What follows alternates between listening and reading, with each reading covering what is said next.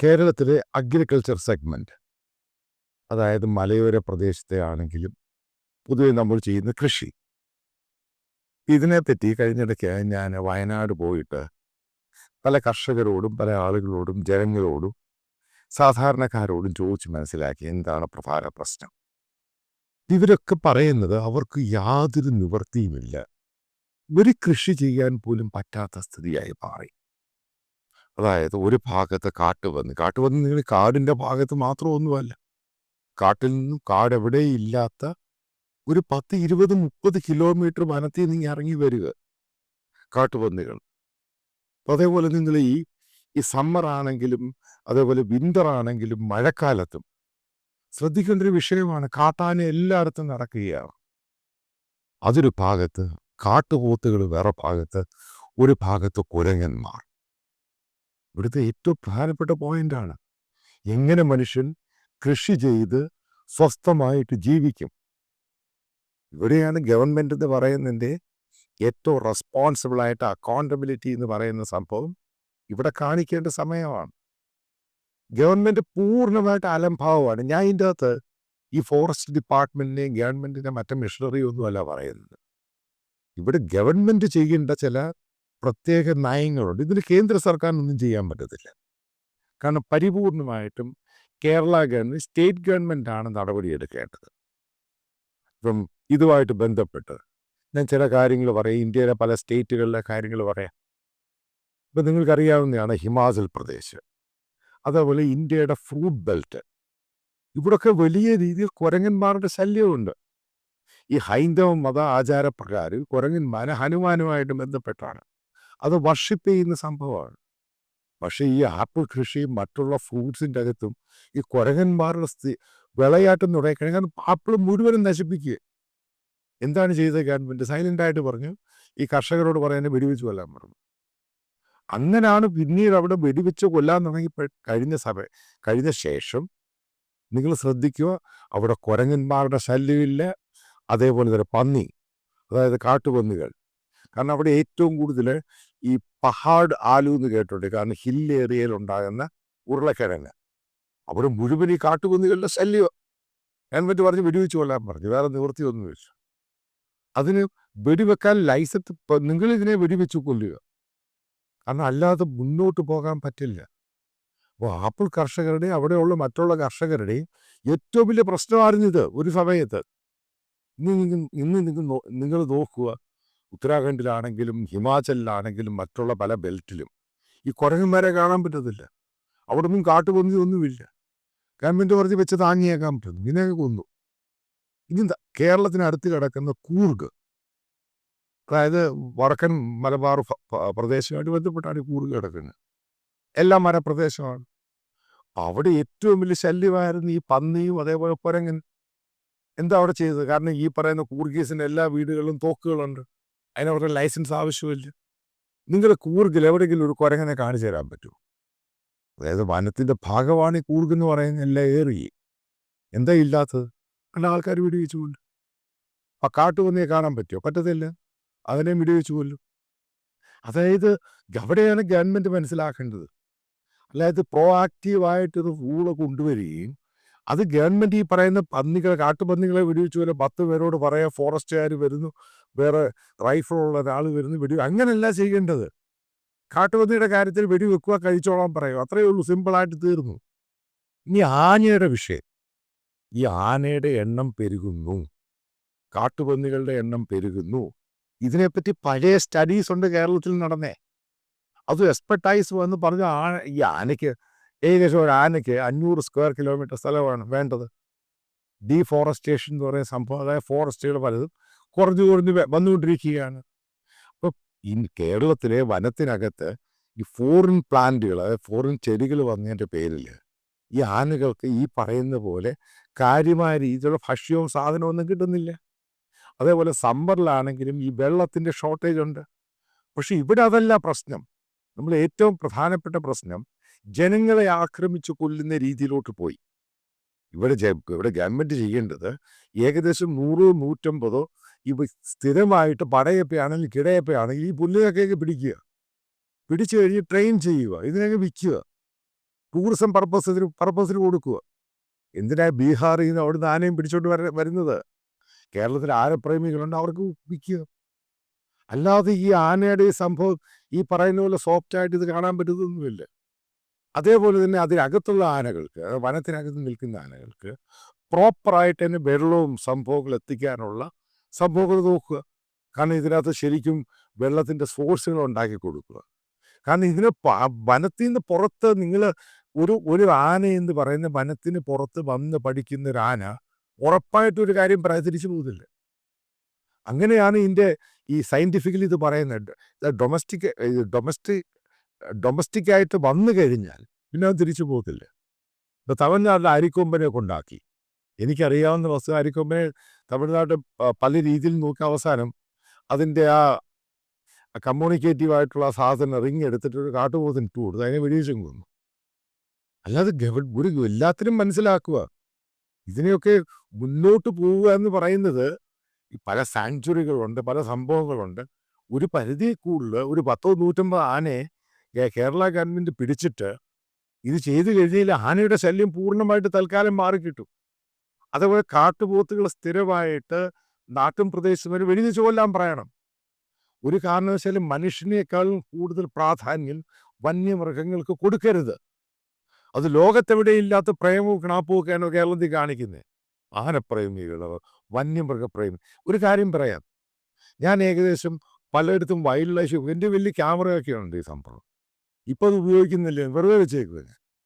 എനിക്ക് wild life ഭയങ്കര ഇഷ്ടമാണ് എന്നും പറഞ്ഞ് ഈ വനാതിർത്തി സൈഡിലായിട്ട് ജീവിക്കുന്ന മനുഷ്യനെയാണ് ഞാൻ പ്രാധാന്യം കൊടുക്കുന്നത്, മൃഗത്തിനല്ല. ഈ മനുഷ്യനെ ഇതേപോലെ ആലോചിച്ച് നോക്കുക. കഴിഞ്ഞ ഒരു 1-1.5 മാസം മുമ്പ് ഒരു ദിവസം കൊണ്ട് 4-5 പേരെയാണ് ആന ചവിട്ടിക്കൊന്നത്. ഈ രീതിയിൽ എങ്ങനെ പോകാൻ പറ്റുന്നത്? അതേപോലെ തന്നെ ഗവൺമെൻറ് ചെയ്യേണ്ട ഒരു സംഭവമുണ്ട്. ഈ വനപ്രദേശത്ത് താമസിക്കുന്ന ട്രൈബൽ ആയിട്ടുള്ള ആൾക്കാർ, അപ്പോൾ അവർ വല്ല കോളനിയിലാണ് താമസിക്കുന്നത്. അപ്പോൾ ഇവർക്ക് ശരിക്കും കൗൺസിലിംഗ് കൊടുക്കുക. കാരണം അവർ ഒറ്റയ്ക്ക് പോകരുതെന്ന് പറയണം. അതേപോലെ അവർക്ക് നാട്ടും പ്രദേശത്ത് സാധനം മേടിക്കാനാണെങ്കിൽ അതിന് പ്രത്യേക ജീപ്പ് സഫാരി അറേഞ്ച് ചെയ്യണം. ആനയ്ക്ക് അതിനകത്ത് ട്രൈബലാണെന്നോ നാട്ടുകാരൊന്നും അറിയത്തൊന്നുമില്ല. ഇത് കാട്ടാനെന്ന് പറഞ്ഞാൽ ഇത് വൈൽഡാണ് സാധനം, ഇത് ട്രെയിൻഡ് അല്ല. അപ്പോൾ ഇതിന് ഈ പറയുന്ന ക്ലൈമറ്റുമായിട്ട് ബന്ധപ്പെട്ട് പോകാൻ വലിയ പാടി. വെതർ ചേഞ്ച്, ക്ലൈമറ്റ് ചേഞ്ച് എന്ന് പറയുന്നത് ഒരു യാഥാർത്ഥ്യ സത്യമാണ്. പലയിടത്തും വാട്ടർ റിസോഴ്സ് കുറയുന്നുണ്ട്, ഭൂമിയിലെ വെള്ളം താപ്പോട്ട് പോയിക്കൊണ്ടിരിക്കുകയാണ്. ഇതൊക്കെ വലിയ സത്യമാണ്, യാഥാർത്ഥ്യമാണ്. അതിനെ ഗവൺമെൻറ് അംഗീകരിച്ചേ മതിയാവത്തുള്ളൂ. ഇതുമായിട്ട് ബന്ധപ്പെട്ട് പല ആൾക്കാരോട് സംസാരിച്ച് കഴിഞ്ഞപ്പോൾ എന്തുകൊണ്ടാണ് പല ആൾക്കാർ സ്ഥലം വിൽക്കാനിട്ടേക്കുന്നത്? കാരണം അവർക്ക് വേറൊരു നിവൃത്തിയുമില്ല. എങ്ങനെയെങ്കിലും സ്ഥലം വിറ്റ് മക്കളെ പഠിപ്പിച്ച് ഇവിടെ നിന്ന് പോവുക. കാരണം എങ്ങനെ കൃഷി ചെയ്യാൻ പറ്റും? ചെറിയൊരു കൃഷി പോലും ചെയ്യാൻ പറ്റത്തില്ല. വെറുതെ കിടക്കുവാണ് സ്ഥലം മുഴുവൻ. അതായത് ജനങ്ങളെ പൂർണ്ണമായും ബാധിച്ചിരിക്കുകയാണ്. ഇതിനെതിരെ ഈ ഇരട്ടച്ചങ്കും പരട്ടച്ചങ്കും എന്നൊക്കെ പറയാതെ നടപടിയെടുക്കാൻ പറയണം, ബില്ല് പാസ്സാക്കണം. അത് പറയണം. ഇതിനെ ഈ ഷോ ആയിട്ട് ഈ വെടിവെച്ച് കൊല്ലുന്ന സംഭവമല്ല, വെടിവെച്ച് കൊല്ലണം. അത് തന്നെയാണ് പറയേണ്ടത്. ആൾക്കാരോട് പറയണം, കാട്ടുപന്നി നാട്ടുപ്രദേശ കൃഷി നശിപ്പിക്കാൻ വന്നാൽ വെടിവെച്ച് കൊല്ലണം. അപ്പോൾ അടുത്ത ചോദ്യം വരുന്നത് കടുവയുടെ കാര്യം. ഉറപ്പായിട്ട് അതിനെ വെടിവെച്ച് കൊല്ലാൻ ഞാൻ ഒരിക്കലും അത് അനുവദനീയമല്ല, സമ്മതിക്കാൻ പാടില്ല. ഇത് പുറത്ത് വരികയാണെങ്കിൽ അതിനെ കൂട്ടിലാക്കുക, അതിനെ ട്രെയിൻ ചെയ്യിക്കുക. ഇത് പല രീതിയിലാണ് ഈ കടുവകൾ പുറത്ത് വരിക. കാരണം ഇതിൻ്റെയൊക്കെ ബേസിക്കലി ഈ ഫോറസ്റ്റുകാർ പറയുന്ന കണക്കൊക്കെ തെറ്റാണ്. കാരണം യഥാർത്ഥ കണക്ക് അവർ പറയുന്നില്ല. ഈ ക്യാമറ ട്രാപ്പ് വെച്ച് ഞാൻ ഒരു സീനിയർ ഫോറസ്റ്റ് ഉദ്യോഗസ്ഥനോട് ചോദിച്ചു കഴിഞ്ഞപ്പോൾ ഇതിൻ്റെയൊക്കെ എണ്ണം കൂടി. അപ്പോൾ ഇതിനകത്ത് ടൈഗറിനൊരു ടെറിട്ടറി ഉണ്ട്, ടെറിട്ടറിക്കകത്ത് കാരണം മറ്റേ ടൈഗറെ സമ്മതിക്കത്തില്ല. പിന്നീട് ഇതിന് ഏജ് സംഭവം വരും. ഇത് നാട്ടിലോട്ട് വരും, മറ്റുള്ള മൃഗങ്ങളെയും മനുഷ്യനെയും പിടിക്കാൻ തുടങ്ങും. ഇതിൻ്റെ സൊല്യൂഷൻ എന്തുവാ? ഇതിൻ്റെ സൊല്യൂഷൻ ഇപ്പം നമ്മളിപ്പം രന്തൻബോറിലെടുക്കുക, അതായത് സവൈ മധേപുര രാജസ്ഥാനിൽ. ഇവിടൊക്കെ ഞാൻ പോയി പല ആവർത്തി പോയത്. അതേപോലെ തന്നെ ജിം കോർബറ്റ് നാഷണൽ പാർക്ക് എടുക്കുക. അപ്പം അവിടെ ഇതേ സീസണിൽ ഈ കടുവയൊക്കെ പുറത്തിറങ്ങി കഴിഞ്ഞാൽ അവർ ചെയ്യുന്ന ഒറ്റ പരിപാടിയേ ഉള്ളൂ, ഇതിന് കൂടി വെച്ച് പിടിക്കുക. പിന്നീട് അതിനെ ട്രെയിൻ ചെയ്ത് ഏതെങ്കിലും സൂയിലോട്ടോ മറ്റുള്ളിടത്തും മാറ്റുക, അതിനെ റീഹാബിലിറ്റേറ്റ് ചെയ്യുക. കാരണം പിന്നീട് ഇതിന് കൂടുതൽ ഈ ഏജിൻ്റെ കാര്യത്തിൽ ഹണ്ട് ചെയ്യാൻ പറ്റത്തില്ല, അല്ലെങ്കിൽ ഇഞ്ചോർഡോ ഇനി ഇതിന് വനത്തിൽ നിൽക്കാൻ സാധിക്കത്തില്ല. അതുകൊണ്ടാണ് ഇത് പുറത്ത് വരുന്നത്. മനസ്സിലാക്കേണ്ടത് ഒരു യാഥാർത്ഥ്യം എന്ന് പറയുമ്പോൾ കാട്ടുപന്നി വന്നു, അതിൻ്റെ പുറകിൽ മറ്റുള്ള സാധനങ്ങളും ഇറങ്ങും. അത് സ്വാഭാവികമാണ്. അപ്പോൾ കാട്ടുപന്നികളെ കൊന്നു കഴിഞ്ഞാൽ ഈ സംഭവത്തിൻ്റെ ഈ വരവൊന്ന് കുറയും. ഇതിനെ ഒന്ന് പറഞ്ഞ് മനസ്സിലാക്കി മനുഷ്യനൊന്നുമല്ല. ഇതിനെ ഇന്ന് ഇങ്ങനെ പറഞ്ഞ് മനസ്സിലാക്കും. ഫോറസ്റ്റിൻ്റെ കുറയുന്നു സത്യമാണ്, ക്ലൈമറ്റ് ചേഞ്ച് സത്യമാണ്, ഇതൊക്കെ യാഥാർത്ഥ്യമാണ്. ഇതുമായിട്ട് ബന്ധപ്പെട്ട് ഗവൺമെൻറ് ചെയ്യുന്ന അടിയന്തരമായ നടപടികളുണ്ട്. ഇവിടെ ചക്കയുടെ സീസൺ തുടങ്ങാൻ പോവാണ്. ചക്ക വന്നു കഴിയുമ്പോൾ മുഴുവനും ഈ പറയുന്ന ആന അപ്പഴേ വരികയാണ്. അപ്പം ഇതിൻ്റെ ഇത്രയും എങ്ങനെയാണ് ആളുകൾ ജീവിക്കുന്നത്? കപ്പ കൃഷി ചെയ്യാൻ പറ്റത്തില്ല, ചക്ക ഒരു സീസണിലുണ്ടാകുന്ന സംഭവം അത് ചെയ്യാൻ പറ്റത്തില്ല, മറ്റൊരു കൃഷിയും ചെയ്യാൻ പറ്റത്തില്ല. ഈ സ്ഥിതിയിലോട്ട് പോയി ഒരേ ഒരു ഇന്ത്യയിലെ സ്റ്റേറ്റ് കേരളം. മറ്റുള്ള സ്റ്റേറ്റുകളിലൊക്കെ ഗവൺമെൻറ് അനുവദിച്ചു കൊടുത്തിട്ടുണ്ട്, ഇത് ചെയ്തു. ഇപ്പോൾ കൂർഗിൽ കർണാടക ഗവൺമെൻറ് അനുവദിച്ചു കൊടുത്തിട്ട് ചെയ്തു. ഇത് ഹിമാചലിൽ ചെയ്തിട്ടുണ്ട്, ഉത്തരാഖണ്ഡ് ചെയ്തിട്ടുണ്ട്, വെസ്റ്റ് ബംഗാൾ സിലിഗുഡി ഭാഗത്ത് വലിയ ഇഷ്യൂ ആയത്. കാരണം ഡാർജിലിങ്ങിലോട്ട് പോകുമല്ലോ, അതേപോലെ സിക്കിമിലോട്ട് പോകുന്ന സമയത്തും ഇവിടൊക്കെ ഗവൺമെൻറ് സൈലൻ്റായിട്ട് പറഞ്ഞിട്ടുണ്ട് ഇതിന് എങ്ങനെയെങ്കിലും ഒഴിവായിക്കൂ, കാരണം വെടിവെച്ച് കൊന്നു, അല്ല വേറെ വഴിയൊന്നുമില്ല. അതുകൊണ്ടാണ് സിലിഗുഡിയിൽ കാരണം ഈ നോർത്ത് ബംഗാൾ എന്ന് പറയുന്നത് ശരിക്കും വന്യമൃഗ അറ്റാക്കുള്ള സ്ഥലമാണ്. എന്തുകൊണ്ടാണ് ഇപ്പോൾ അത് കുറഞ്ഞത്? ഈ സാധനം ഗവൺമെൻറ്റൊക്കെ തീരുമാനം എടുത്ത് കൊല്ലുക. അതേപോലെ ബീഹാറിൽ, ഛത്തീസ്ഗഡിൽ ഇതൊക്കെയാണ് തീരുമാനം എടുത്തത്. അതിൻ്റെ പ്രതിഫലനമായിട്ടാണ് അവിടെ കർഷകർക്ക് കുഴപ്പമില്ല ജീവിക്കാൻ പറ്റുന്നത്. ഇതിനൊരു വലിയ സംഭവം മാറ്റം ഗവൺമെൻറ് ഉണ്ടാക്കിയില്ല എങ്കിൽ കേരളത്തിലെ ആൾക്കാർ എങ്ങനെയെങ്കിലും ഒരു സ്ഥലവും വീടും വിറ്റുപോകാൻ വേണ്ടിയിരിക്കുക. പിന്നെ ഗവൺമെൻറ് പറയും എങ്ങനെ അവർ ജീവിക്കും, മുന്നോട്ടെങ്ങനെ പോകും, ഏത് കൃഷിക്കാണ് വിലയുള്ളത്? കൃഷി ഉണ്ടാക്കിയാൽ തന്നെ എവിടെ നിന്നെങ്കിലുമൊക്കെ ലോൺ എടുത്ത് കൃഷിയൊക്കെ ചെയ്തു കഴിഞ്ഞാൽ അതിനെ പൂർണ്ണമായിട്ടും നശിപ്പിക്കുകയാണ്. ഇത് മാൻ ആനിമൽ കോൺഫ്ലിക്റ്റ് എന്ന് പറഞ്ഞ് അതിനൊരു പിക്ചർ കൊടുക്കാതെ ഇതിനൊരു സൊല്യൂഷൻ കൊണ്ടുപോവുക. ആ സൊല്യൂഷനാണ് ഞാൻ പലതും പറഞ്ഞത്. ഈ വനത്തിനകത്ത് തന്നെ ഈ വന്യമൃഗങ്ങളെ നിൽക്കുവാൻ വേണ്ടി അവിടെ വാട്ടർ റിസോഴ്സ് ഉണ്ടാക്കുക. അതേപോലെ ഈ ഫോറിനായിട്ട് വന്ന പല ചെടികളുണ്ട്, ഇതിനെ പൂർണ്ണമായിട്ടും ഇല്ലാതെ. കാരണം ഇവിടെ ഗവൺമെൻറ് തന്നെ കൊടുക്കുന്ന ഫണ്ടുണ്ട്, തൊഴിലുറപ്പ് പദ്ധതി. അപ്പം അവരെ കുറച്ച് പേരെ അങ്ങോട്ട് ഡിപ്ലോയ് ചെയ്യുക. അപ്പോൾ കുറച്ച് അധികം പണം കൊടുക്കുക, അല്ലാതെ വീണ്ടും അത് ഫോറസ്റ്റിനെ കൊടുത്ത് അതിനെ വീട്ടിൽ കുളമാക്കരുത്. നല്ല കോൺട്രാക്റ്റിംഗ് ഫേമിന് നല്ല കോൺട്രാക്റ്റ് കൊടുത്തിട്ട് ഇതേപോലെ ഫോറിൻ ചെടികൾ മുഴുവൻ ഒരു ദൂരെ കളയാൻ പറയുക. നാച്ചുറൽ ഫോറസ്റ്റ് ഉണ്ടാകട്ടെ. അതേപോലെ ഗവൺമെൻറ് എന്തിൻ്റെ ആവശ്യമാണ്? തേക്ക് പ്ലാന്റേഷൻ, അതേപോലെ തന്നെ ഈ യൂക്കാലിപ്പിറ്റ്സ്. തേക്ക് കൊണ്ട് ഗവൺമെൻറ് എന്ത് ലാഭമാണ് കിട്ടുന്നേ? ഒരേ വർഷം കൂടിപ്പോയി ഇത്ര കൂടി, അത് 10-30 കൂടിയുടെ പുറകിലാണ് ഈ പറയുന്ന ഫോറസ്റ്റ് നശിപ്പിച്ചേക്കുന്ന തേക്ക് കട്ടേക്കുന്നേ. ഈ തേക്ക് മുഴുവനും ഇങ്ങോട്ട് മുറിച്ച് മാറ്റുക, നാച്ചുറൽ ഫോറസ്റ്റ് ഉണ്ടാകട്ടെ. അപ്പം അവിടെ ഈ സാധനം ഇവിടെ നിന്നോളൂ. അതേപോലെ യൂക്കാലിപ്പിറ്റ്സ് അതും മുറിച്ച് മാറ്റുക. ഇതുകൊണ്ടൊന്നും ഒരു പ്രയോജനമില്ലാത്ത കാര്യം ഗവൺമെൻറ് ചെയ്യുകയാണ്. പണ്ട് ഇത് ആവശ്യമായിരുന്നു, അതിൻ്റെ ആവശ്യമൊന്നുമില്ല.